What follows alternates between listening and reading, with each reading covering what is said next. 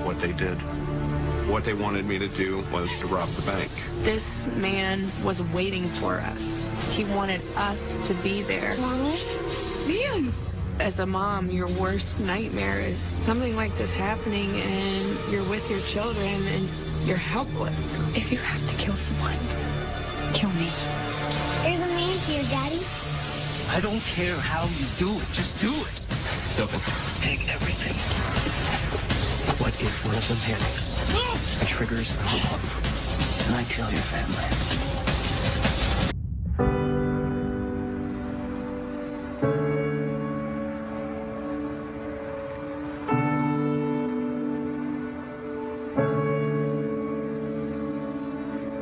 My name is Brian McConnell. In 2015, I was the manager at Key Bank in Ontario, Ohio. I was in charge of managing the staff, day-to-day operations, and meeting with customers, business development, community development, just all in all, making the branch profitable. Brian and I met when he was working at the Key Bank.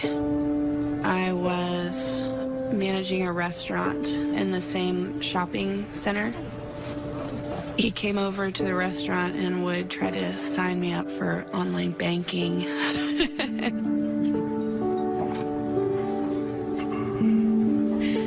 Back again, huh? Yeah. Have you decided what you want? Yes, I will do the special today, please. Sounds good. Also, hey, have you given any more thought to signing up for online banking? I've been thinking about it. Really? Okay, that's great. Oh. Thank you. Sorry.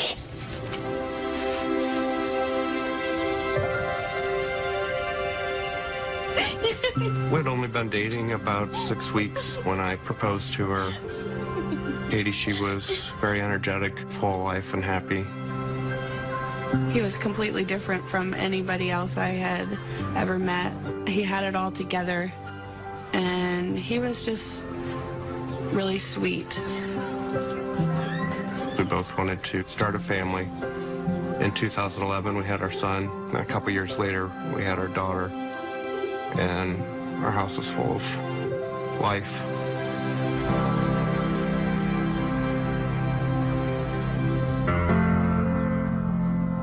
I was a stay-at-home mom. My son was 4 and my daughter was 2. Brian was promoted to the branch manager in Ontario, Ohio. It was the busiest branch. It was a big deal for Brian.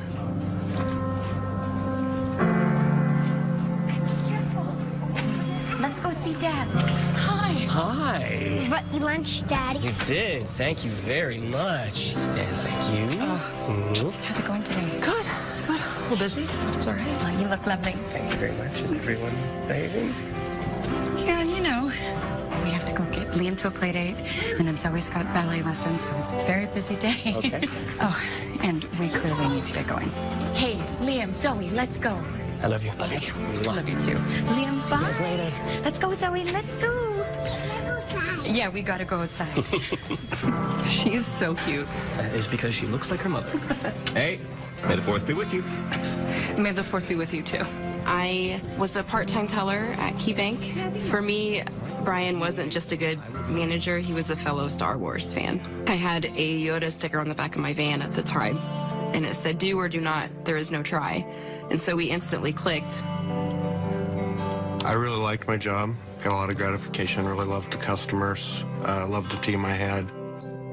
Brian was named one of the top 10 under 40 in the community of Mansfield in Ontario, and Richland County as a whole. It was a big deal. I felt I could learn from him, you know, because he's successful.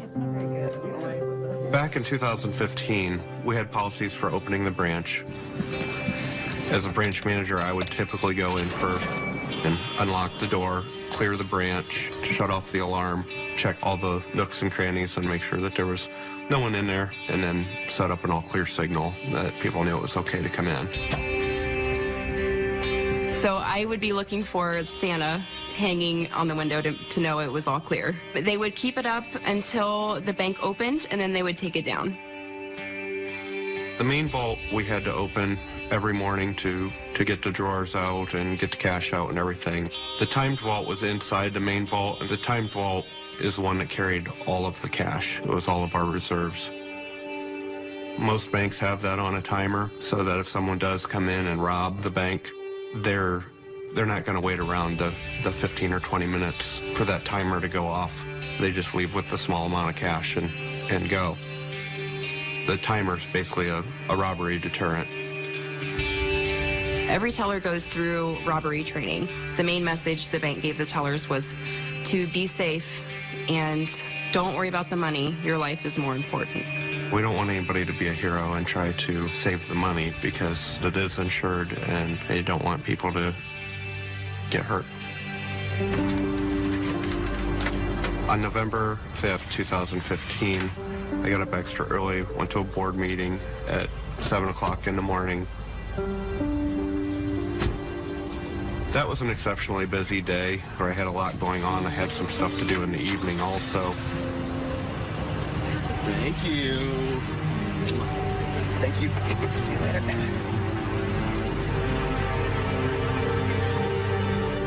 That day, I went for a play date at my friend Lindsay's. When I came home, it was about 2 o'clock in the afternoon.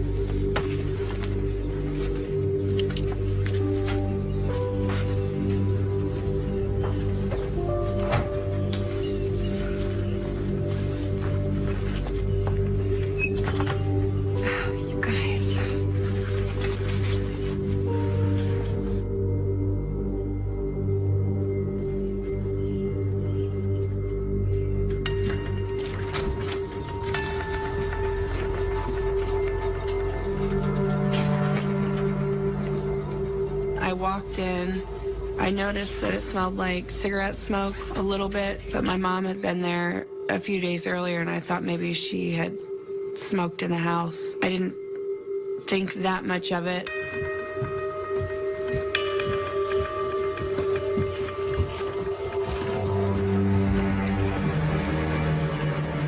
Liam, you gotta go potty for me, okay? Okay.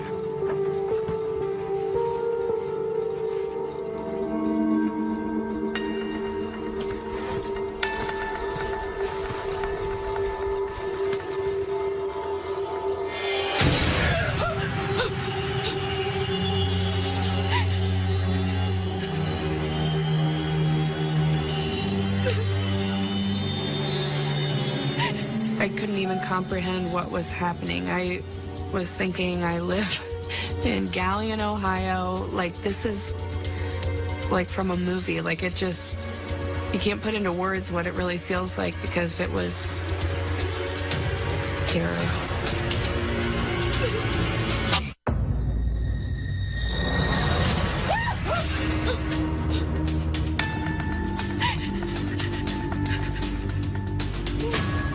This man was waiting for us. He wanted me to be there. He wanted us to be there. It was terrifying enough that there was a man coming out of my son's closet, but then how he was dressed was even more creepy. He had a bandana over his face. He had a fedora cap. He had gloves on, which really made me nervous. I didn't know why he had gloves on. That just made me uneasy.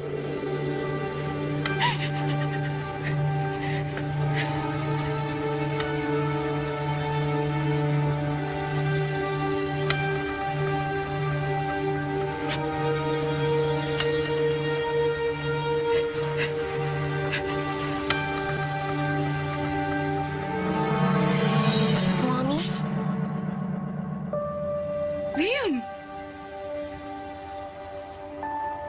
This is gonna be so fun.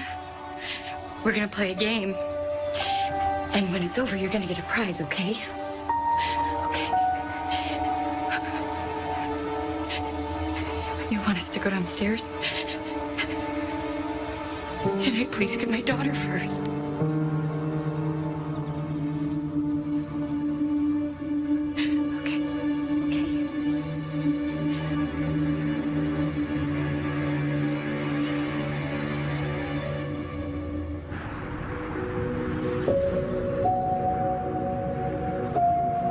My name is John Sigler, and I'm a detective for the Ontario, Ohio Police Department. Ontario, Ohio is central Ohio. We are smack dab in the middle. The area is very safe. We have a lot of property crimes that we battle. As far as violent crimes, we don't deal with that in our area a lot. Bank robberies, normally it's someone coming in with a gun and demanding money, and usually they get in and out very quickly with a small amount of money. I never imagined that someone would come into my home and demand what they did.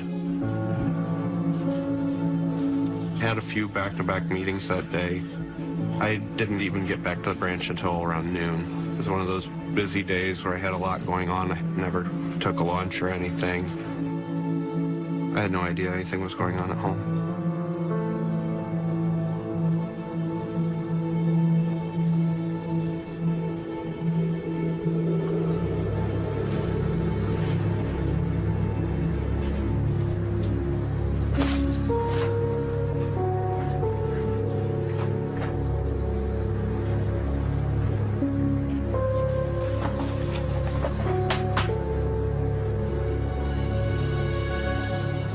The babysitter. I had plans tonight.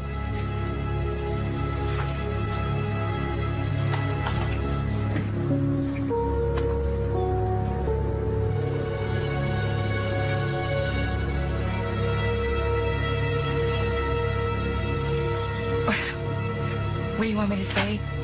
Okay, I'm sorry. Can I please text her instead? I never call. She'll think something's wrong if I call.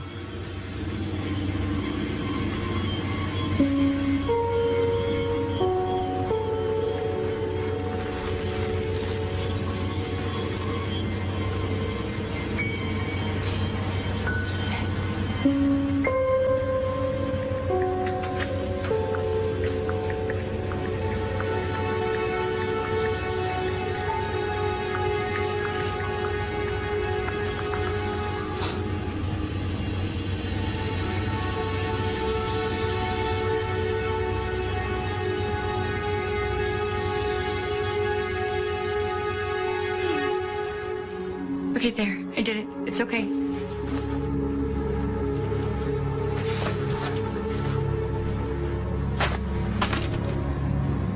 On the inside, I was dying. I was completely panicked. As a mom, your worst nightmare is something like this happening and you're with your children and you can't, you're helpless.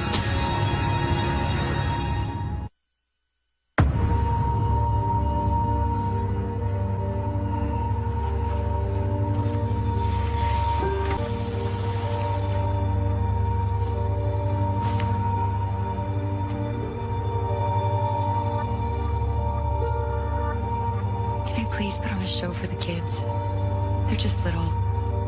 They can't just sit and wait here all night. It'll keep them occupied. Please.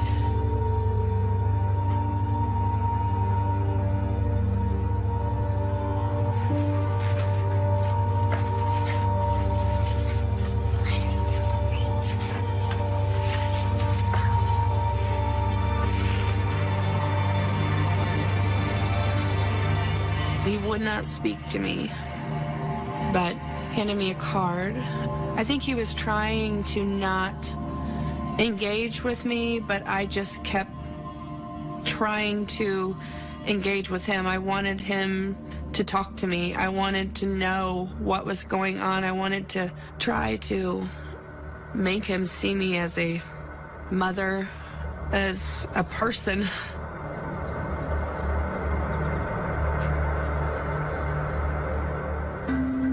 What they wanted me to do was rob the bank.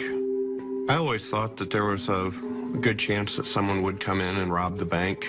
The bank that I worked at was very busy. It had not been robbed in a very long time, so I figured it was probably due. Key Bank in Ontario, Ohio it's a small town bank. It's very family oriented. It's one of those, when you walk in, they greet you and they know you have a family, they know their names and all that good stuff. I am Detective Sergeant Michael Vyers. I'm with the Richland County Sheriff's Office Major Crimes Unit. They certainly wanted to target somebody that would have access to the money. You'd have to have somebody that would have the authority to go in and get the money out of the bank. They were certainly looking for somebody that would have family or somebody that they would be able to target to have some sort of a leverage on.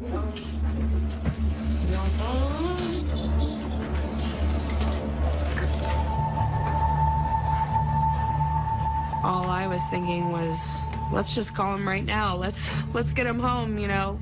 Let's get this moving. You know, you can get your money and you can go. My heart sank when he said, you know, we're doing this in the morning. I was like, no, not in the morning. I could not imagine going through an entire night feeling this way. I knew he was communicating with someone because he had a track phone, and I would see him texting whoever he was talking to.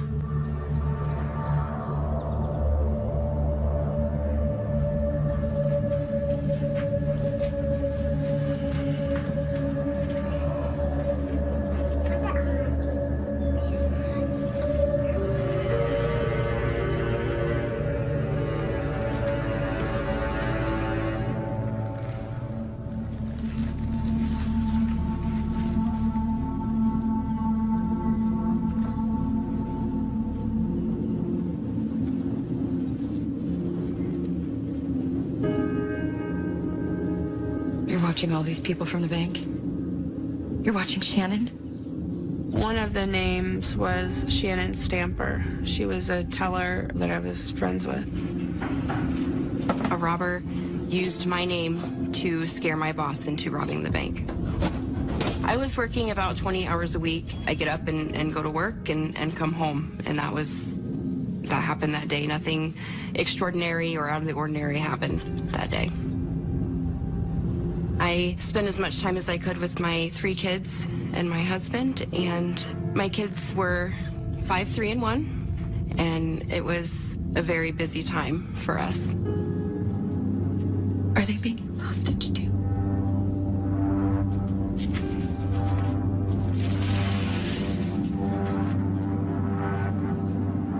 So not only was I worried for my family, I was worried for friends of ours. I didn't know who else was out there. I didn't know if they were going to kill us. I was terrified they were going to take the kids, or I just didn't know.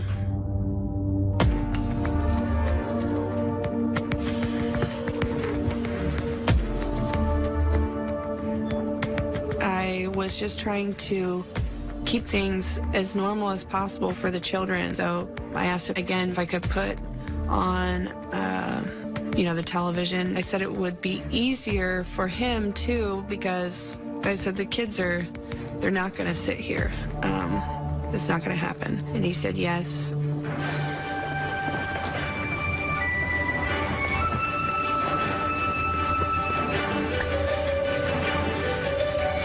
We watched the movie with him, and he just sat back in the window seat behind us with his gun. And he was actually watching the movie, which was very unsettling. He's sitting there watching a movie, and I don't know if my family's going to live or die.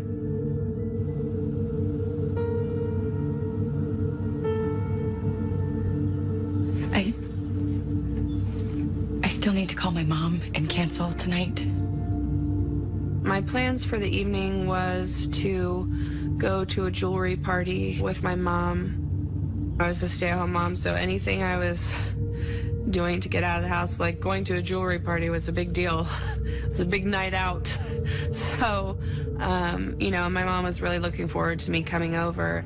She's expecting me to be there.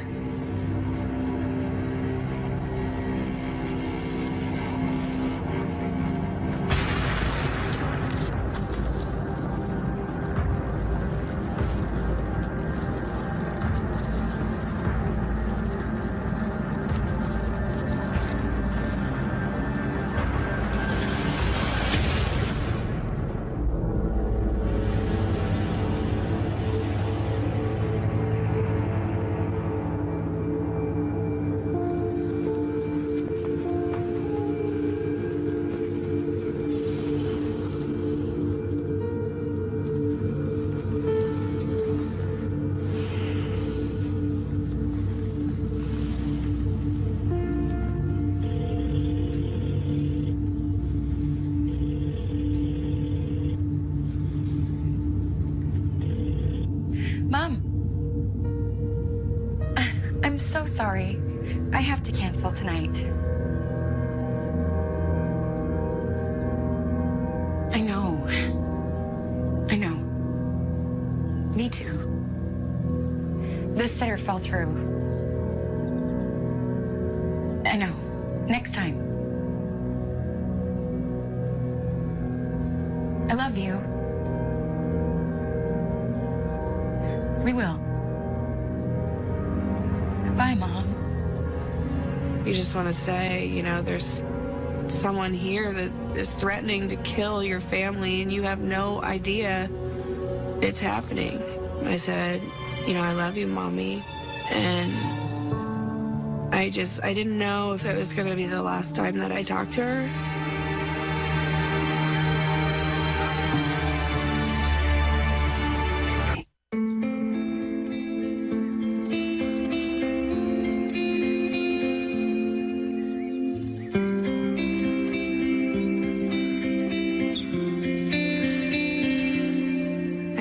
Two beautiful children. I was a stay-at-home mom. I felt like I was living a dream.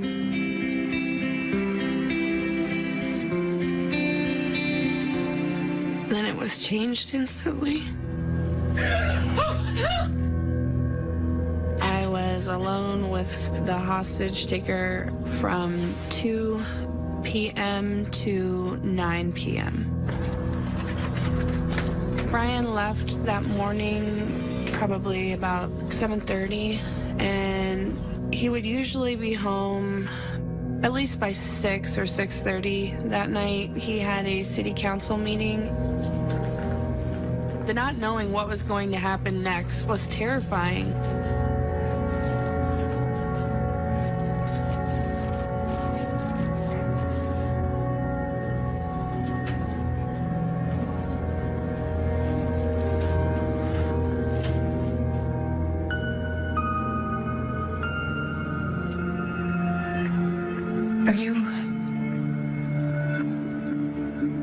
Are you gonna kill us?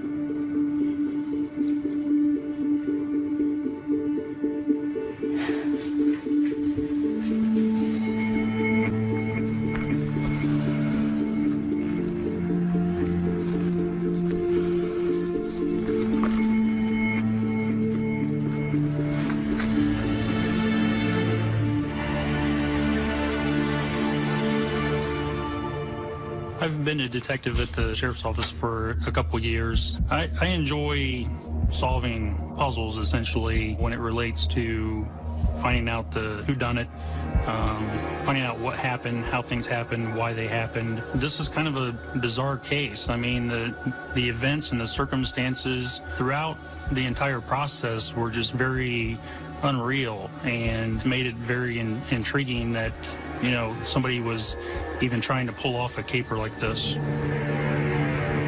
If you have to kill someone, if it comes to that, kill me. Brian can provide for them. I can't. Promise me.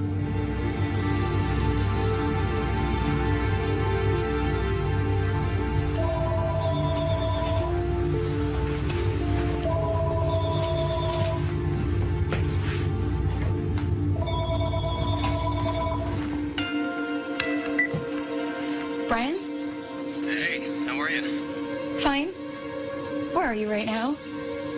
I am on my way to city council. Getting over to your mom soon? I can't go. The babysitter's sick. I'm sorry. I know you're looking forward to that. How are the kids? Fine. They're fine. I'll speed home after council. Try to get there before they go to bed. Listen, can you pick me up a pack of smokes on your way home? Cigarettes? Maybe you quit. I know. It's just been a stressful day with the kids. Katie did ask me to pick up a pack of cigarettes for her on the way home, which was extremely out of the ordinary. She had quit smoking 5 years prior. I definitely knew it was going to upset him if I said, bring me home a pack of cigarettes. I wanted to give him a clue that something wasn't right. I didn't really think anything of it. I was focused on how busy my day was. I don't know. We'll talk about it when I get home, okay? I should probably get going. Hurry up and get home, okay? I'm trying. Love you. Love you too.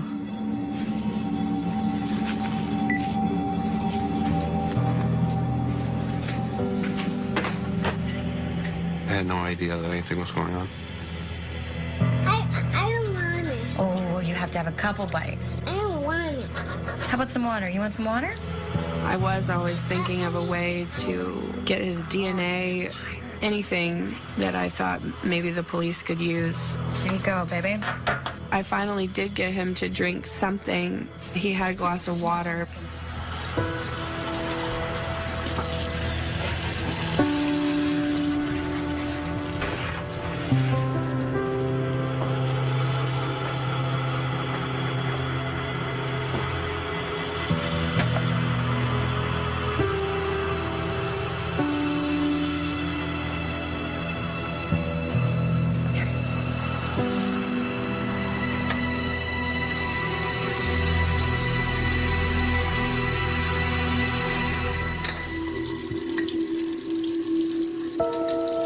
Eat your dinner. I was thinking, oh, yes, we got him.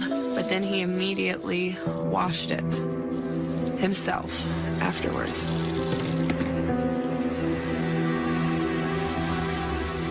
I knew that he smoked, and I was thinking, maybe the police could use the cigarette, but...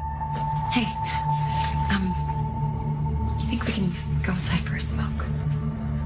I'm dying for a cigarette.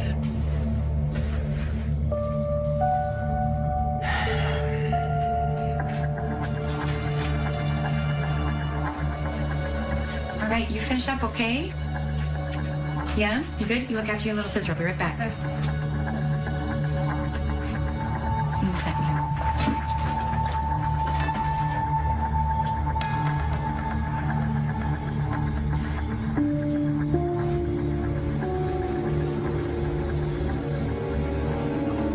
He took the bandana off of his face when we were outside smoking. I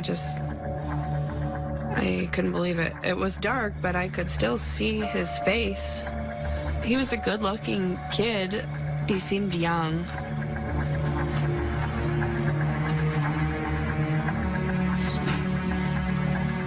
Thank God for cigarettes, right?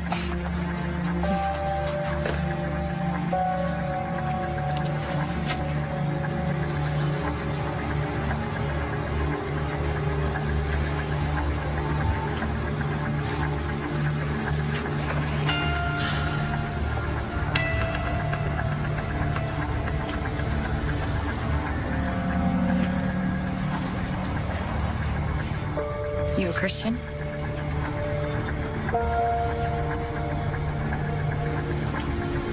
I told him, God will forgive you. He will forgive you for everything. I was just trying to make a connection with him and trying to get him to think about what he was doing. Thank you for giving me your last cigarette.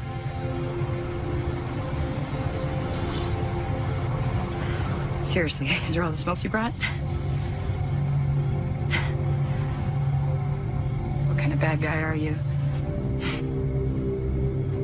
It helped to make a joke of it, but I was also just trying to connect with him again. You know, he kind of laughed a little bit, and it made me think that maybe I was getting through to him, like, even a little bit.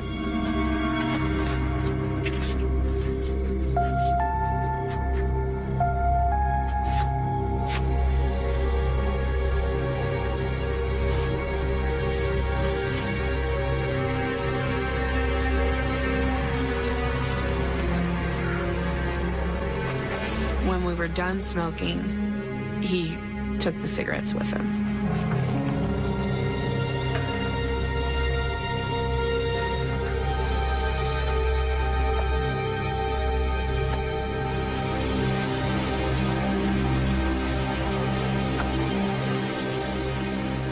I ended up going to the city council meeting, but as soon as that was over, I kind of bolted and headed home so I could get home and hopefully see the kids before they went to bed. Usually with Liam, I would spend a little extra time and we would chat a little while and talk about our days and or my day. The whole time I just was hoping that Brian was going to come home. I just really wanted him there, you know. We had watched 2 movies. By the time our second movie was over, I heard Brian coming in through the garage. The man that was holding us hostage, he instantly got up. Brian's home.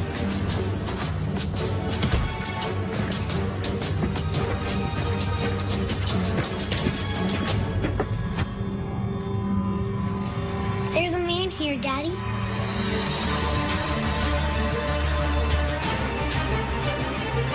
Brian, it's okay.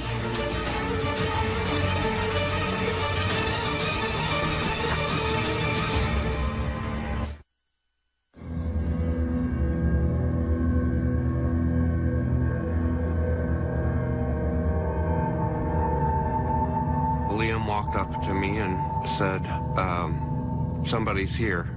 I didn't know what he meant exactly. I saw someone backing into the hallway, and he was wearing a bandana and a hat. I was trying to figure out what costume this was and who it was under there. I was trying to run through my head who it could have been. Katie said it's going to be okay, and that's when I knew it wasn't going to be okay. Hey! I was in shock. Had no idea why he was there, what he wanted. He wasn't speaking. He just motioned for me to have a seat. And then he started handing me note cards. What do you want?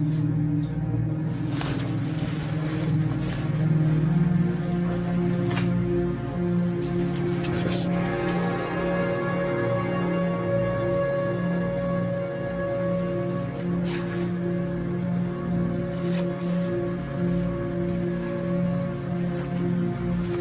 Robbing my bank? Doing this in front of my family? Brian, Liam thinks that this is all a game, okay? I can hear his voice raising, and I instantly just put my hand on the back of his shoulder, and I said, you know, Liam thinks it's a game. I told him it's a game. I knew then that I had to calm down because the kids didn't realize anything was going on. I read the cards. It said, if you don't do exactly as I say, I will kill your family. After I read that, I couldn't really,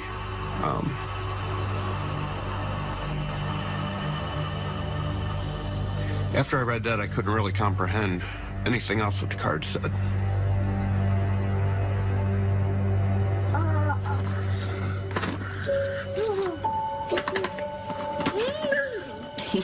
It's yours.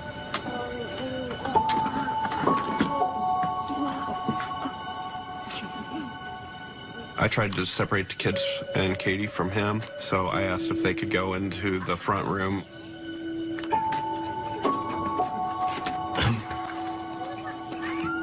Can Katie take the kids to the front room so we can talk?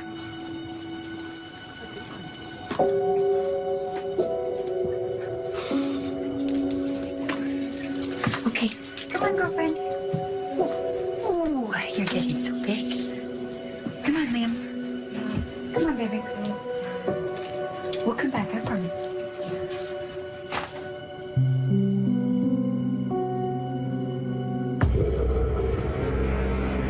reading the cards over and over. I did read on there that they had people outside of 3 different people's houses. It said on there that I should know these people. One I didn't recognize at all. The other one seemed familiar. The other one was Shannon Stamper, which was one of my tellers. She had small children at home and everything too, and they said that they would kill them also. They had my name, they had my address, they had my license plate numbers. They said that they had been watching me, so they knew my habits. They knew everything about me. I just thought, oh my gosh, you know, and terror went through my mind because I have small children, and if they knew where I lived, then, you know, they saw my kids, undoubtedly. I need to go over this plan with you one more time. And I was asking questions, trying to talk to him and get through the details, and he was writing back and forth. Eventually, he started saying yes and no, and eventually he just gave up on the silent treatment and started talking, so it was a lot easier to communicate. You're gonna go and open up the bank like you always do. You're gonna tell everybody what's going on, and you're gonna bring them back here in your car and tie them up. How am I supposed to fit all of them in my car? I don't care how you do it, just do it. I kept asking him why that. It didn't seem feasible. I didn't want to take my co-workers hostage, and I definitely didn't want to put them in harm's way. I don't want my family to die. And I know you don't want to hurt them. I get that you're stuck on this plan. But if you just hear me out, I've got a better one. I kept telling him that people don't get away with bank robberies. And I finally convinced him that my plan was better. And then I worked on fixing the rest of the plan. And this wasn't a robbery, this was more of a heist.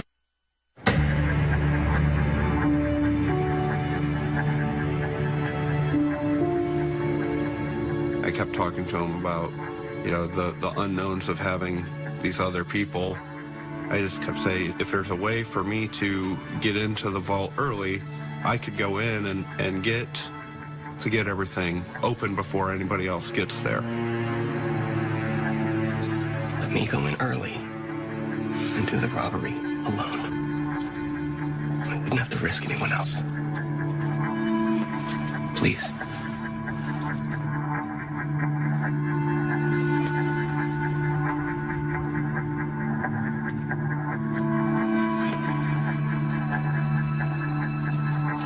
By my associate.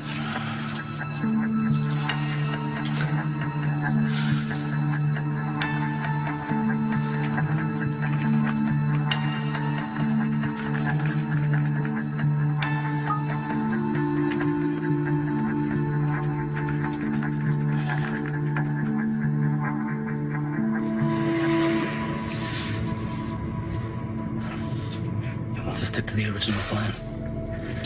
Sorry. He said, my associate wants to stick with the plan. I like your plan, but we need to stick with what he wants to do. Look, I can't guarantee I can control all of my employees. What if one of them panics and triggers an alarm? And I kill your family.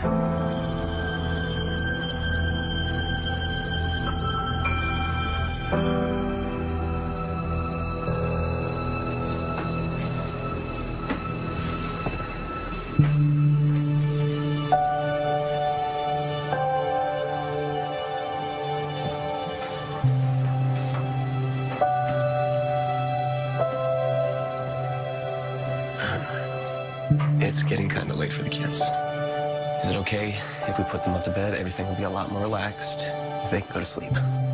Earlier in the night, I had told Liam that we were all gonna sleep downstairs together. That was my way of making it exciting for the kids. No!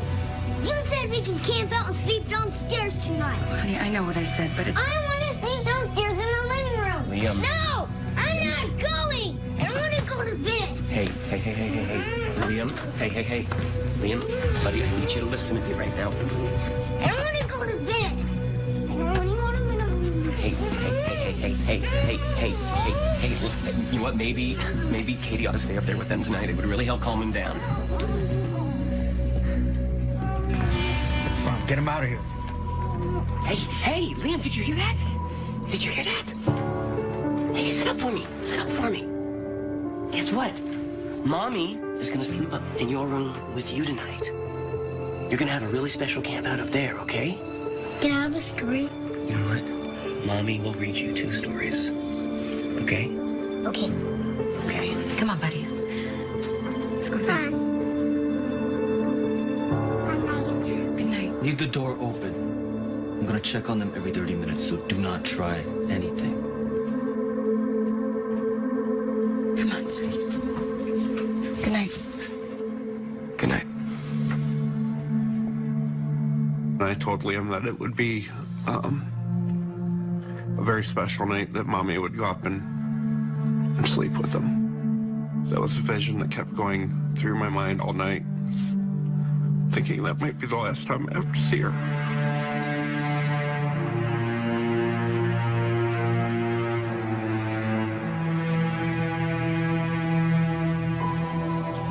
And the king was very happy to be back home indeed. Finally, back in his very own bed. What's wrong, Mommy? Nothing, baby. And that night, the king closed his eyes and dreamed the most wonderful dream. I read him a story, well, a few stories, and then he finally fell asleep, and I just wanted to make him happy. I didn't know if this was gonna be our last moments together, and I was just trying to make the most of it.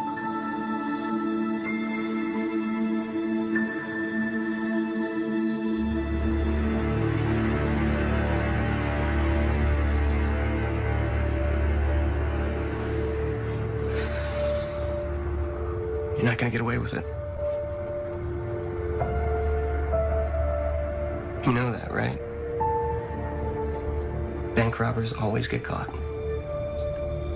Trust me, my old bank got hit like 5 times. 4 of those guys got caught. And the 5th guy got killed. I die. He said, if I die, I die. He said he was willing to take the consequences. And then Katie started coming downstairs. Oh, Katie? I can't sit up there anymore, Brian. He's been in the house since 2 o'clock this afternoon. Wait, what? Yes. I remember Brian looking shocked because he had no idea that we had been there all day. I was like, I can't sit up here. I'm coming down. And that's the way it is.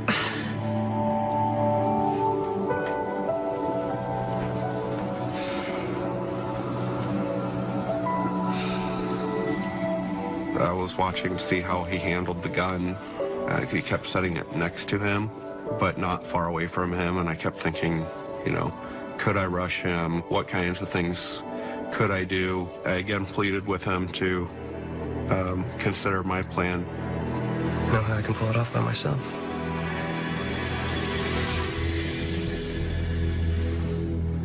We wouldn't need to involve anyone else. I'm very close friends with our lead teller, Kate. She has the only other safe combination we need. If I ask her for it, tell her it's a matter of life or death, she'll give it to me. I promise she'll give it to me. One person can't open the vault by themselves. You have to have 2 combinations. You want this money? You want this heist to work? Let me call her. Please.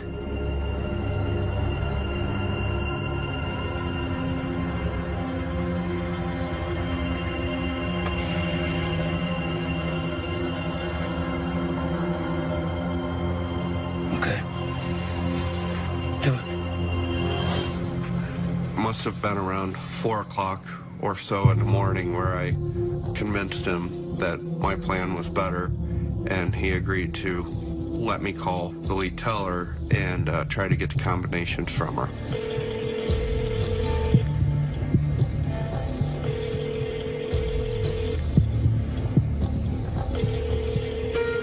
And it just rang and went to voicemail. We had called a few times and she didn't answer. She didn't answer this last time, then the deal was off.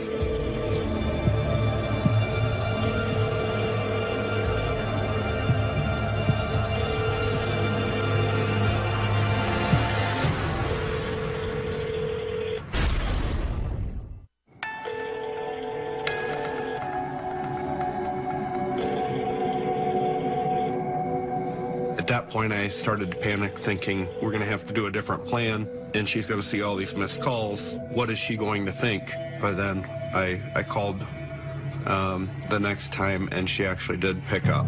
Hello? Brian? Kate, listen to me very carefully. This is not a joke. There is a man in my house with a gun, and he is going to kill my family if I don't do exactly as he says. Oh, my God, what? Kate, you cannot call the police. All I need from you is your combination to the safe.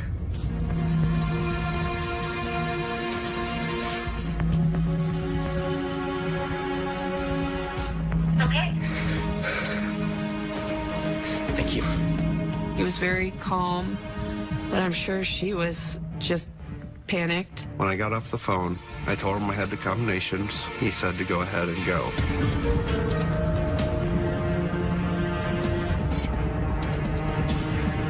I started to drive down the road, and Katie came on the phone and said that I needed to turn around and come back.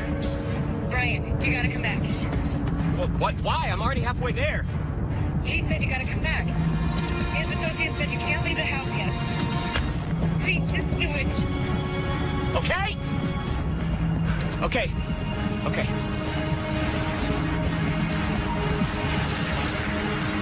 His associate said he would kill him if he didn't follow the plan. He made it sound to be that the other person was very violent and kind of unstable. Maybe he's gonna die too. He acted like he was scared of what was gonna happen if he didn't do what he was being told to do. I just don't get it. I don't understand why your partner won't agree to this. That's what he wants. We do what he wants. Listen, it is not out of the ordinary for me to get to the bank early.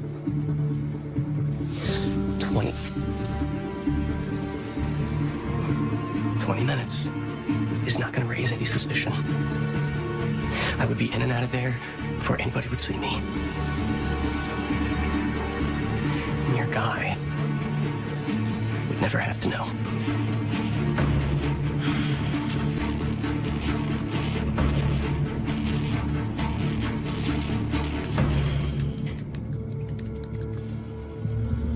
Okay.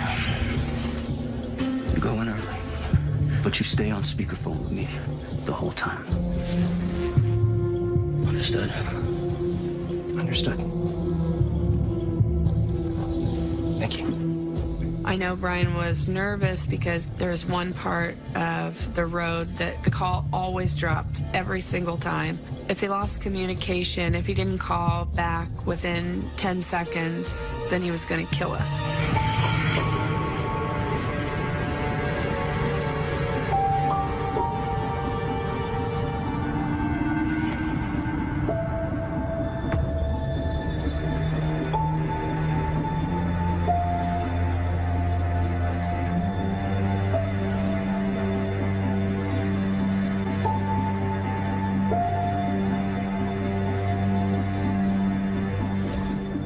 As I was driving to the bank, I was driving right past the police station, and I started trying to draw help on my window so that maybe they would see it.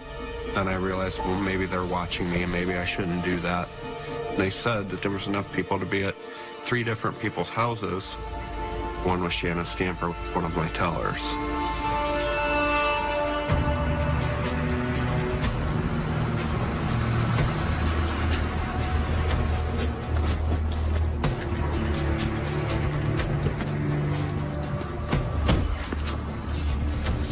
You're gonna hear some beeping when I first go in. It's just a door alarm. It's normal. Yeah, okay.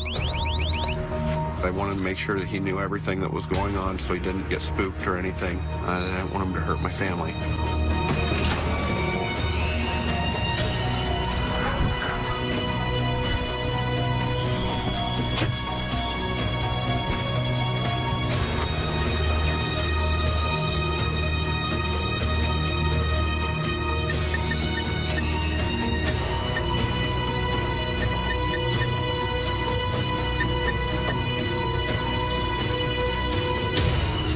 Call's activated, but we still have to wait 15 minutes before we can get in, but everything is fine. Good.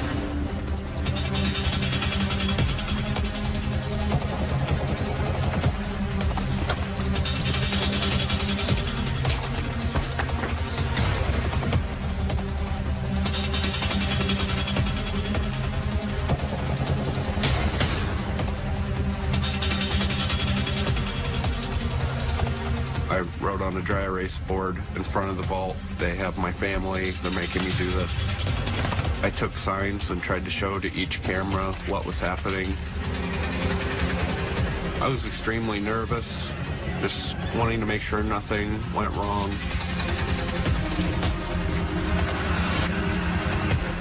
Ryan, you should do me a favor and park your car where you normally do, right now.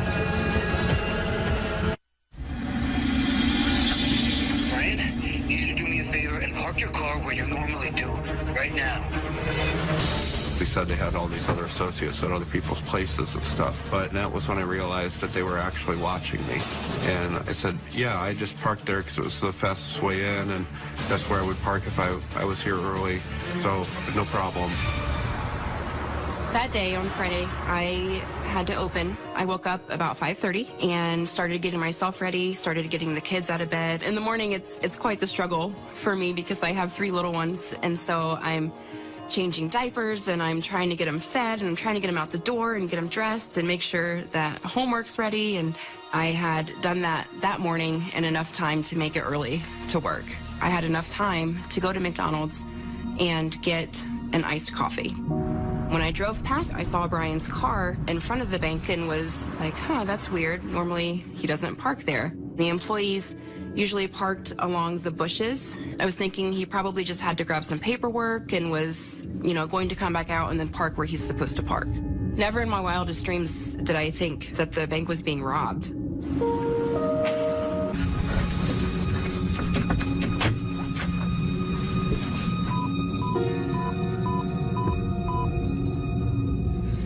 It's open.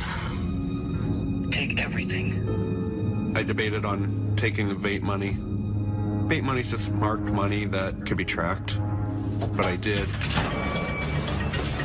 And I threw in everything that was in there, including the mutilated money and the bait money and everything. I didn't want to take any chances. I had no idea of knowing if they knew how much was supposed to be in there. So I, as quickly as possible, locked the door behind me and left.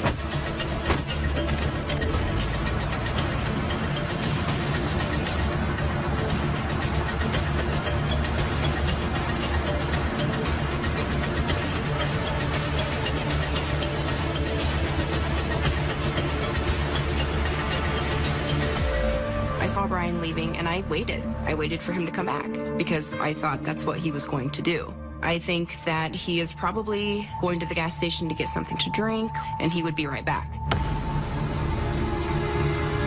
Brian, where are you right now? Heading home. I've got the money. I need you to be honest. Was there somebody else at the bank with you? What? No!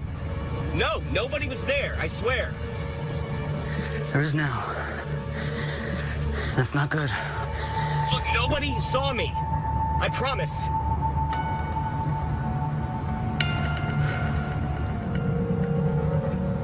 And I asked him to describe the vehicle so I'd know who it was. He consulted and came back, and he had described Shannon's vehicle.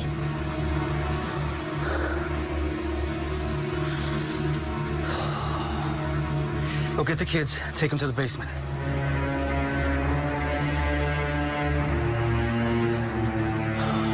So I took the kids and we went down into the basement. I was holding them, just praying, and he was supposed to lock the door behind us.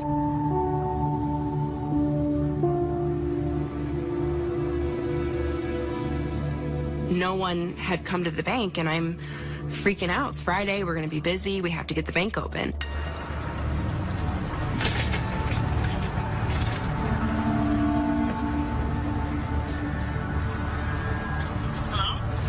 Hey, Kate, it's Shannon. Who's supposed to open today? I thought it was Brian. He was here, and then he just left. Are you safe? Yeah, I'm safe. Is everything okay? No, it's not. You need to go to the safe zone. Okay. The safe zone is the place where you're far enough away from the bank to not be in any immediate danger, but you can still see the bank. She had mentioned that I should keep track of all the cars that come in and out of the parking lot and keep track of any people walking around that really shouldn't be there.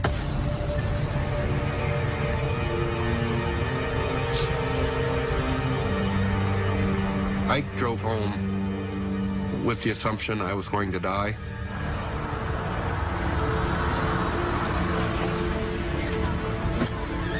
The way he described his associate, I was afraid that he was going to say to shoot me, so there wasn't a witness or anything.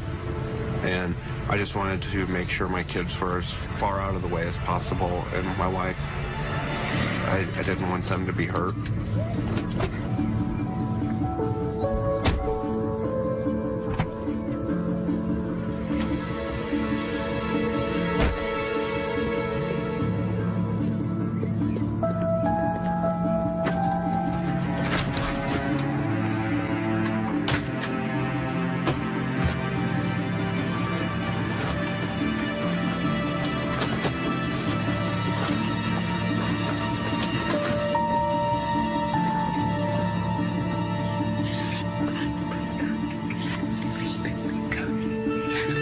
Please. Please. Come, please. Mommy? Yeah, baby. Everything's gonna be okay. God will take care of you, takes care of Daddy. He takes care of all of us. Thank you, baby. You're so right. He does. Liam just looked at me and he said, Mommy, it's gonna be okay. God takes care of you. He takes care of Daddy. He takes care of all of us. And I'm just like, I won't forget it, because I mean he didn't say that stuff to me. I mean, never. He never said anything like that, and I just knew that God was protecting us.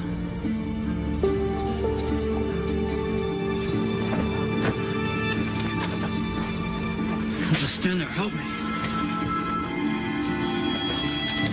For some reason, he wanted me to move everything from the bag that I took into his bag.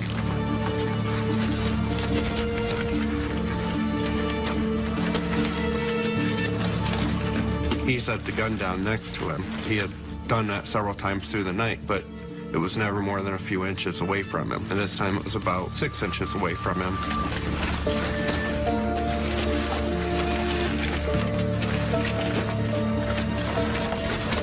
I kept throwing the stacks of $100 bills further and further, thinking that, you know, he would be greedy enough to reach for them and hopefully separate himself from the gun.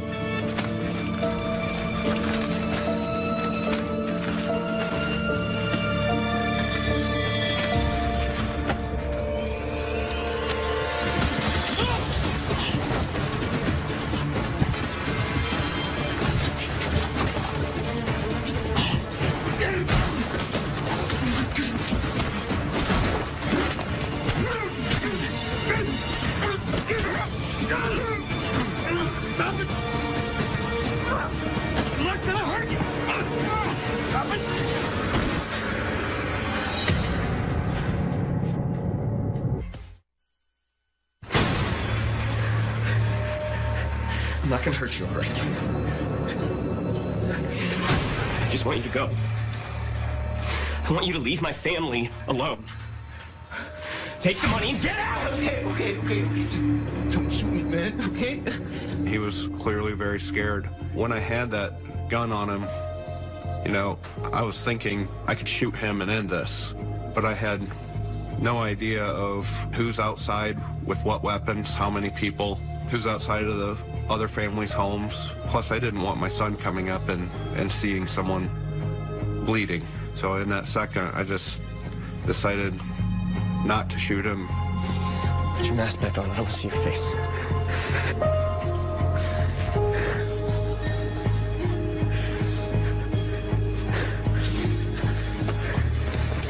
Get out. If I don't leave here with everything that I came with, my associates gonna kill me. Please, man, please. I was just hired to do this job. I didn't know you had a family, dude. Man, that's my associate's gun. If I don't leave here with it, he's gonna kill me, okay? And he's gonna come back and he's gonna kill your family. I swear. What do you need to leave? I just got to text him and he's gonna come pick me up.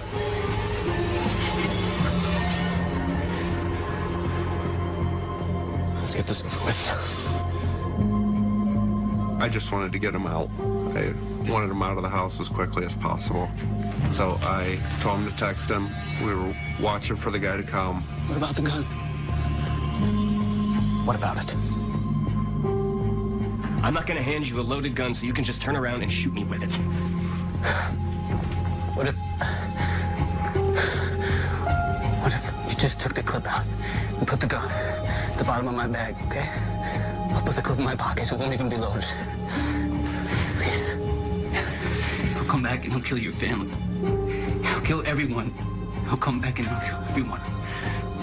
Please, man.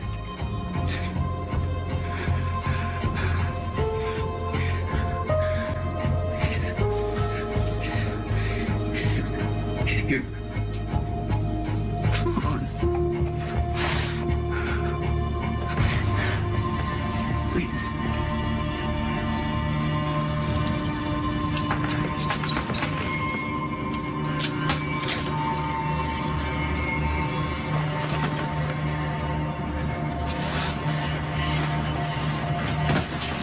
You've got enough. Now get out of my home!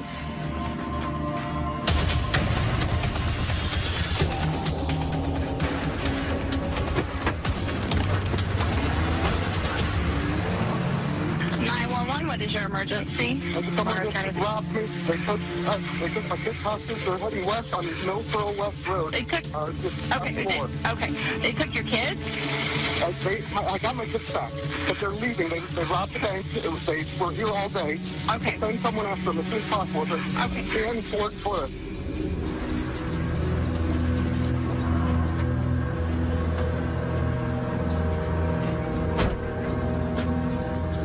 Friday, November 6th, I overheard radio traffic from the Richland County Sheriff's Office. As soon as I came on duty, I got dispatched to Key Bank for the robbery. We did a perimeter search of the bank, looking for any evidence, just kind of seeing what we can see. And walking around the building, I come around towards the drive-thru, and that's where I look through the window, and I can see a dry erase board that says, "They have my family. This is not a joke." And I can see on the counter right next to the dry erase board, there looks like a wallet just laying open. We're able to make entry to the bank just to search it for people, make sure there wasn't any victims or suspects inside. I search, and I'm checking underneath of desks and just checking the area where somebody could possibly hide. And that's when I see the driver's license, and it's Brian McConnell. Wow, this is Brian. I know him. Obviously know him through, the professional nature, but this is a buddy of mine. I drove to the McConnell's residence where the incident had just occurred, and I step up to make contact with them, and I look in and there's money all over the place. Mr. McConnell said that his family was held overnight. Before the guy left, there was a struggle. As he's leaving out the door, this is what was left behind. It seemed like it took forever for the police to get there. Once they got there, I felt like my family was safe, and it was a sigh of relief. I'm thinking, oh, thank God the police are here. The moment I have waited for. And, I'm just so relieved. It was probably around 9 or 10 o'clock by the time They finally asked us to go back to the sheriff's office. Once we got there, they put us in 2 separate rooms and started talking to us, and I was thinking that wasn't anything too out of the ordinary in a witness situation. Didn't want us, skewing each other's view of events or anything. Then the sheriff came in and asked us if we would be willing to take a polygraph.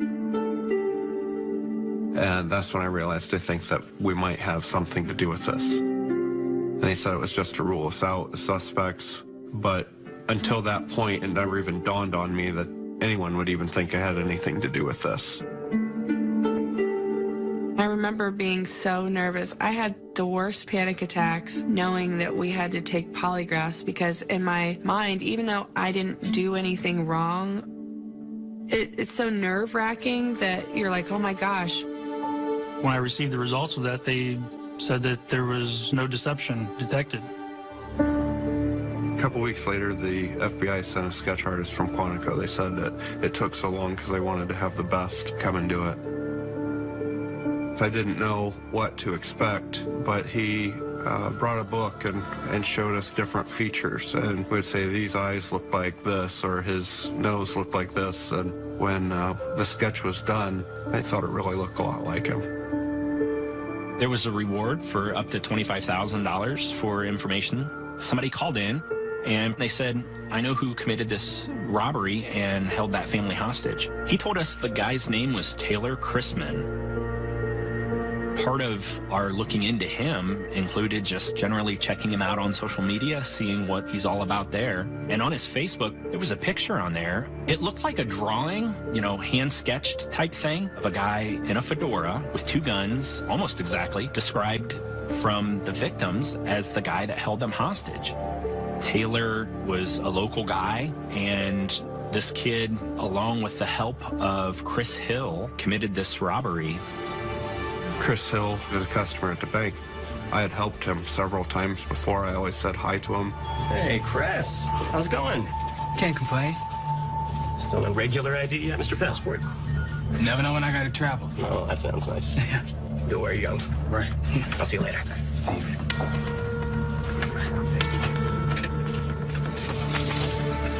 Thank you very much.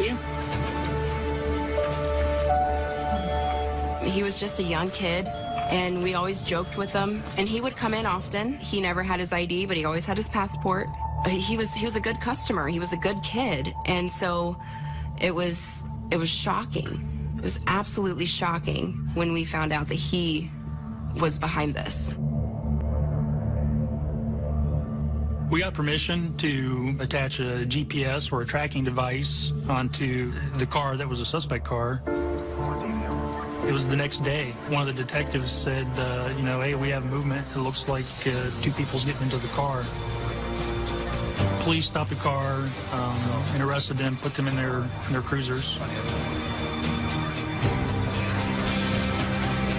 Chris Hill was booked into the Richland County Jail, and then I believe Taylor Chrisman was taken by the FBI to appear in court.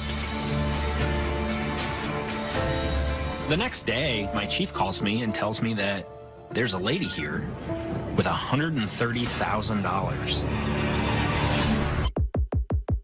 I met Sean Murphy when he was 14 years old. He's an extraordinary young man. Yes, he has autism. You saved his life. I'm Dr. Sean Murphy. Difficulty in communicating. Does it sound like I'm describing a surgeon? Again? Well, you don't belong here. You're very arrogant. Do you think that helps you be a good surgeon? He has spatial intelligence. You saved his life. He has perfect recall. Again? He sees things in ways that we can't even begin to understand. Saved his life. Again? There. He's got a serious deficit. The child is alive today because of that deficit. And tomorrow one may be dead because of it. The Good Doctor, Mondays this.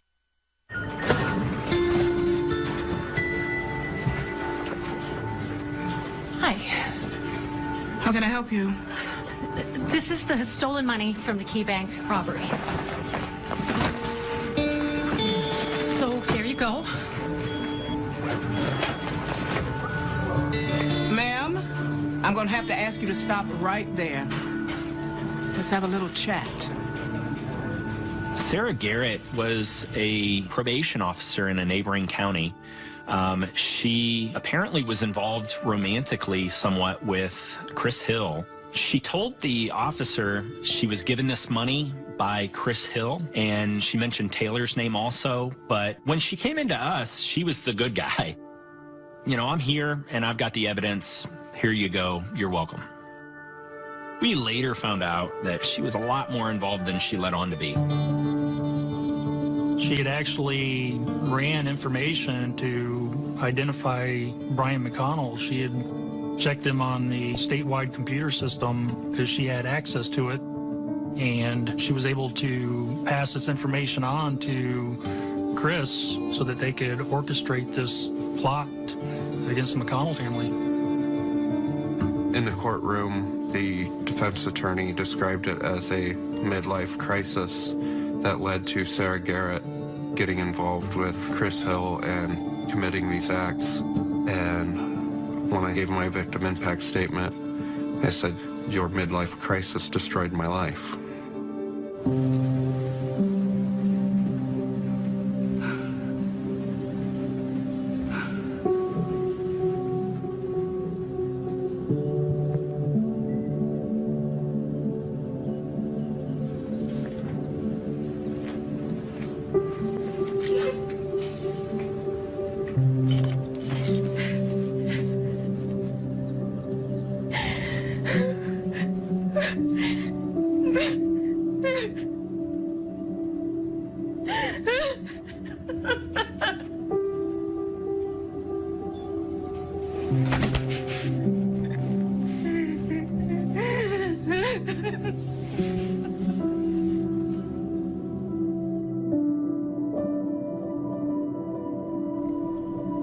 There was a lot of people that came out on social media and accused Brian of being involved.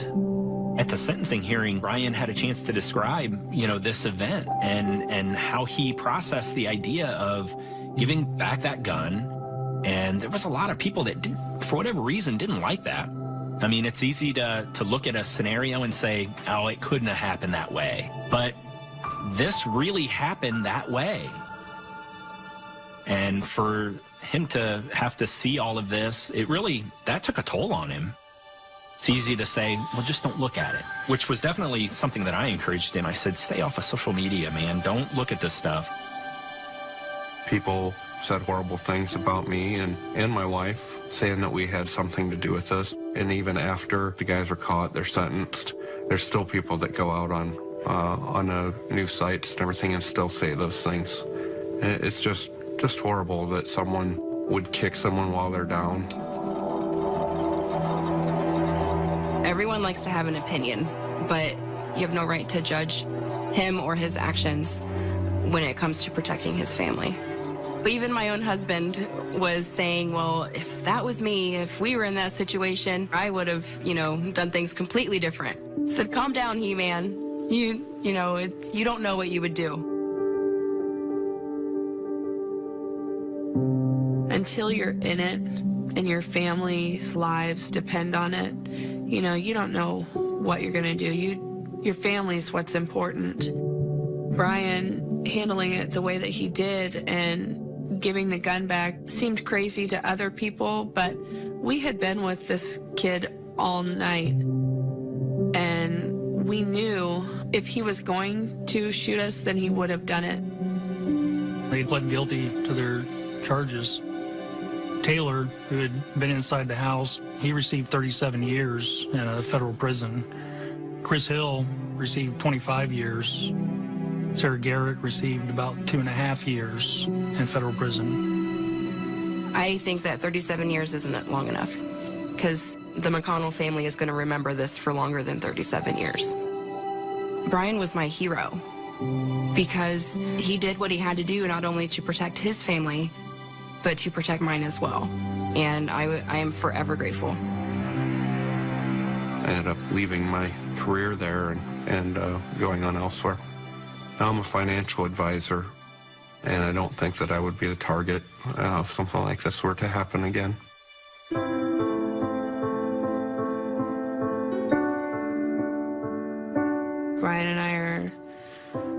together anymore. I just want him to be happy, and I think we both deserve to be happy. I'm a person that believes everything happens for a reason, and I've always been close to my kids. They've always been my priority, but even more so now is more important than ever that I be with them. I'm not going to be bitter. I'm not going to see the worst in people. I'll always forgive. I've had so many people say, you know, if that happened to me, I wouldn't be able to handle it. And, you know, people are a lot stronger than they think. We got through it, and we're going to be fine.